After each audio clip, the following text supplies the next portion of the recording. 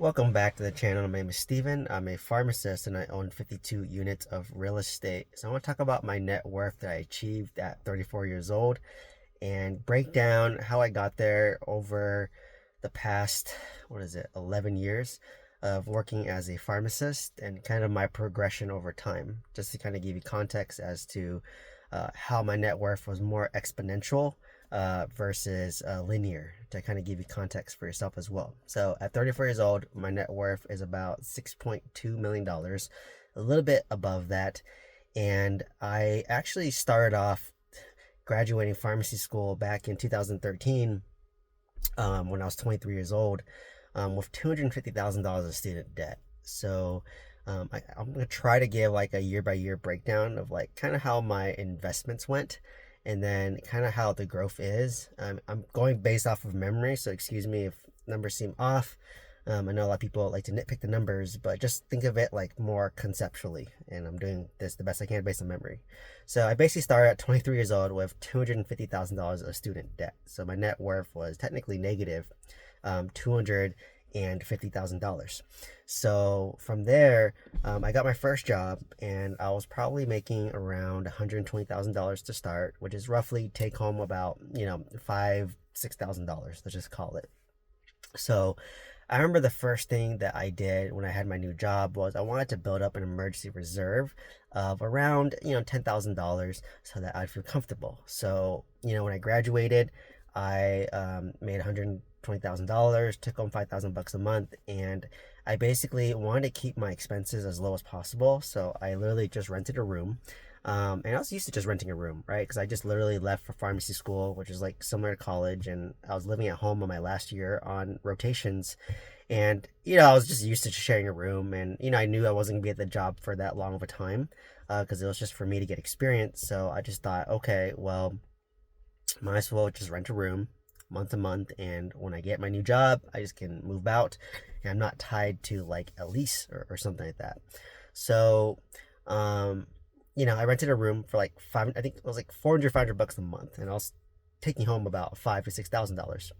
So obviously I was living in the middle of nowhere in King City, so not really much expenses, to be honest. I had a gym membership which was like, I think like 30, 40 bucks a month, something like that. And that wasn't much, and I couldn't really go out, right? Because I'm literally in the middle of nowhere. All my friends were in the Bay Area, and so like I just went home and I just would like, watch sports or watch anime or just talk to my friends. Didn't really do much, right? And at most I would like eat out. Luckily I was fortunate. My welcome to Asian Americans, but I would pack like a week's supply worth of food, and then bring it up there. So I'd go home every weekend, and then I would eat that. Or if I didn't want to eat that, I just would eat out. And nothing really fancy in the middle of nowhere, King City, right? So like you can get a burrito, you can get some like burgers, pretty inexpensive, right? So like I wasn't really spending that much. I'd probably want to say I was spending like maybe at most $1,000 a month for myself, and then 500 for like my rent. So like I quickly, within like 2.5 to 3 months, I was able to save up $10,000. And at that point, that job didn't really offer me a 401k. Unfortunately, I think you had to be there for like a year, or maybe they just didn't offer it. So like what I started doing was I started learning about like individual stocks. So I would like kind of research about individual stocks, which I didn't know what the hell I was doing, to be honest. I just thought I was doing research and thought I was buying stocks, but I didn't know anything. So I remember in like, I don't know if it's 2013 or 14, but sometime in that window, I was able to save up like somehow, like on top of my $10,000 emergency fund, I was able to save another $10,000 another like 2.5 to 3 months, right? Kind of living with the same expenses and the same income. So I took that $10,000 and I remember I just bought like $10,000 worth of Apple stocks, like back in 2013, which in retrospect now, like 11 years later, have done very well for me, right? Done very, very well for me. So I didn't really know much. I just knew about Apple. I ironically never owned an iPhone. I never owned a MacBook. I don't own any Apple products, to be honest. But the company just, I feel like it was like a cult following. The customers are so loyal to Apple that I just like, okay, it's a good business model, and they're still doing well today, right? It's a large company. I don't know if it's a $1 trillion company, but it's doing very well.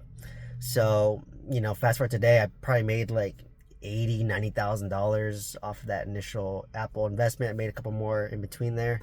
So forgive me. But yeah, my Apple investment is probably my best performing stock, right? And then on top of that, I bought like, I think $2,000 worth of Tesla stock.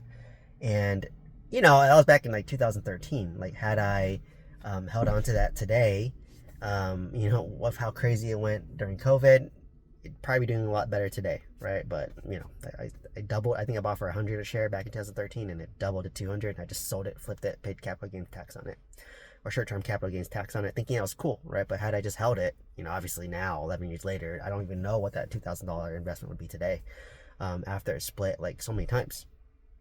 So, and then so that one did okay. I bought a bunch of GoPro stock once it went IPO, and I remember buying for like $90 a share, and I put $4,000 in there, and it went down to like $45 per share. So I lost like half my money, and just wanted to move on because GoPro never did well, after the initial hype. I bought this like 3D printing company, to be honest, and like I didn't really know much about it. I just kind of heard about it. I just bought it, and once again, I think I just broke even on that one. I didn't make money, and I bought this like weird, like, I think it was like a index fund for like the Chinese market, and then once again, I think that one just made a little bit of money, and I just sold it for whatever. So like, as you can kind of see, like I'm just like, making money. And during this window, I forgot to mention that I had like 6 months before I was able to like make my loan payment. So like that's how I was able to save up my emergency reserve so fast, and I was able to save money for stocks. But then once I started making loan payments, it was about like, I think $1,500 a month on top of that. So obviously at that point, I have my rent, I have my living expense, and now I have my loan payment. So my savings rates, while I was working at that job, wasn't that much. So I just dabbled in a lot of like random stocks, right? And then in 2015, I actually got a job closer to home, so that paid me. I think I went from like 120,000 to like 160,000.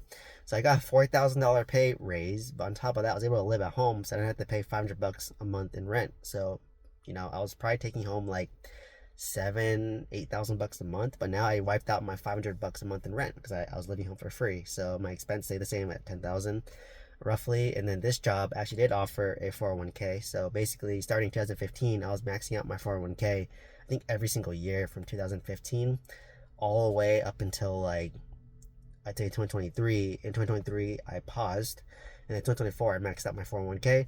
In 2025, I'll continue to max out my 401k, right? So that's just kind of that timeline. So I'd max out my 401k, whatever it was, 18,000. I just would set it up, and then, usually I'd start in January, and then by October I'm maxed out, and then by November, December, I get bigger paychecks because my 401k is maxed out, and usually by then I maxed out paying one of my taxes, and then I'd get more money. So during the holidays I get more money, but I knew I was going to spend more money, right? Because it's the holidays. So now it's taking home $8,000 ish. To maybe 9,000, depending if I did overtime. And then my expenses were like negligible. So once again, I was able to max out my 401k. And then at that point, I think after like GoPro or whatever, I learned a lot. And it was just really that journey for GoPro, right? I was like, you know what? I don't want to trade individual stocks anymore. I don't want to do individual stocks anymore.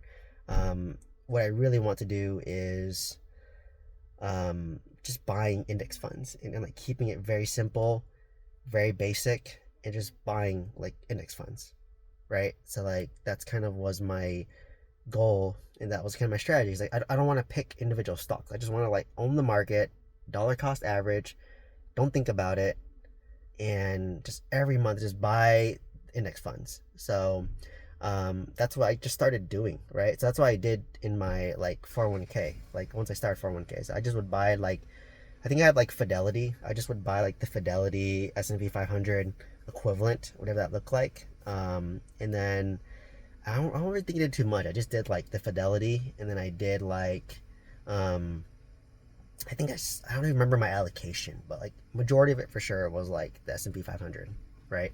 So I just had some like S&P 500, and then like, that was probably the majority. I would say 75-80%. The remaining 20% maybe like bonds or international. I don't know, right? Like that was kind of like my mindset. I didn't really think too much about it, but I just wanted to like set it, and then I wanted to like forget it. And then after that, did I did that for a while, right? But then, obviously I was taking home a decent amount because I had a decent savings. And I think at this point, that's when I started like aggressively paying off my student debt, right? It's like I think throughout the whole time, I was like pretty aggressively paying off my student debt, and um, was looking at like, okay, do I want to like, because I literally just maxed out my 401k. I had my $10,000 emergency reserve. It's like, what do I do next? Right? So like logically, the next is just like aggressively paying for student loans. So like, I think at this point, from I think 2015, 16, 17, like now that I'm kind of looking at it in retrospect, I think during that window, I just was focused on maxing my 401k. I had my emergency reserve, and then whatever was like left over, I just would dump at my student loans aggressively, right? And I have a full breakdown of that video of how I did it, but I just started aggressively just paying off my student loans. Like any money I had left over past my 401k. At one point, it was just like I had no rent. I just spent $1,000 a month for myself, and I had my emergency reserve 10k. My 401k was maxed out. All the money I had, I was just throwing it at my student loans. And then if I had tax refund in the year, throw at my student loans. I think I got like a 5,000 sign-on bonus. I threw it at my student loans, right? Like everything was just at my student loans, at my student loans, at my student loans, right? So I aggressively paid it off, and then I think end of 2017, that's when I finally paid it off, right? And then at that point, I was just like, all right, well, my student loans are done, right?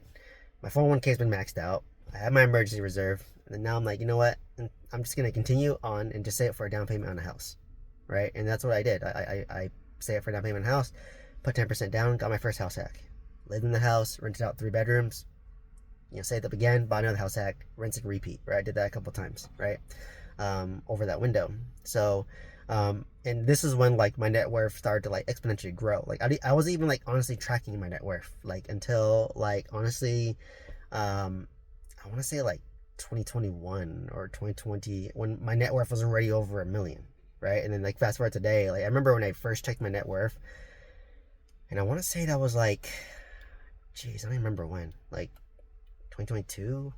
Like my net worth was already 5 million. Like by the time I actually sat down and like calculated all the numbers, like my investments, my 401k, my real estate, it was already like 5 million. And then since then I've been tracking it. Now it's like 6.2, right? Like and so like it's kind of weird. Like I wasn't focused on tracking my net worth. I was just focused on like saving money, buying real estate, right? Saving money, pay off student loans, save money, invest in 401k, save money, invest in index funds, right? Save money, invest in index universal life insurance. So like I never really tracked. That's ironic, right? I never really knew my net worth until like literally it was like 5 million when I punched into like personal cap, and I was like, holy shit, right? How did I do this?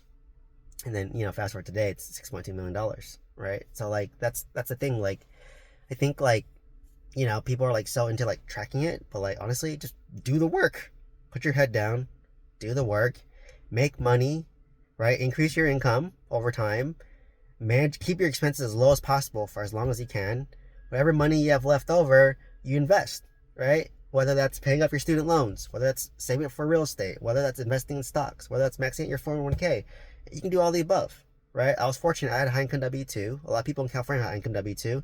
You can do all the above, right? But are you willing to sacrifice? Are you willing to like live at home, right? And pay zero rent? Are you willing to share a room despite making 6 figures? Are you willing to live off $1,000 a month and live humbly? Despite making good money? And the longer you can do that, the longer you can focus on increasing your income while minimizing your expense, investing the difference, that lays the foundation. So now, myself, I can make bad financial decisions now, right? Like I could buy a house where 5% down, $900,000, and I can like just invest, I think our mortgage is like $700 a month. It's $3,700 each for me and my fiance, right? It's like I can now make those bad decisions. Right? So sorry, I'm going to reposition my phone here.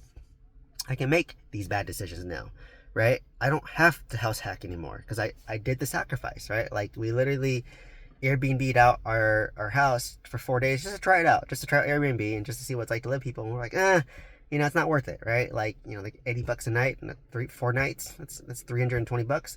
Yeah, it's easy money. But like, is it worth it? I'm like, like at this point, like the most we can get, assuming it's rental every day, is like maybe $2,000. I'm like, that's not worth it now, right? Like I've done my house hacking, right? I lived at home.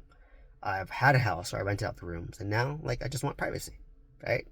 But I sacrificed for like 11 years until I had that, right? I was living in a small apartment. I was living in a small studio apartment in Santa Monica on Ocean Avenue, 450 square foot, paying $2,300 a month, and I was worth like $6 million, right? Like, are you willing to make that sacrifice, right, for a better future? That's all it is. You put your head down, increase your income. I didn't have a business until recently, right? But like, I just had a W-2 job, Heineken W-2.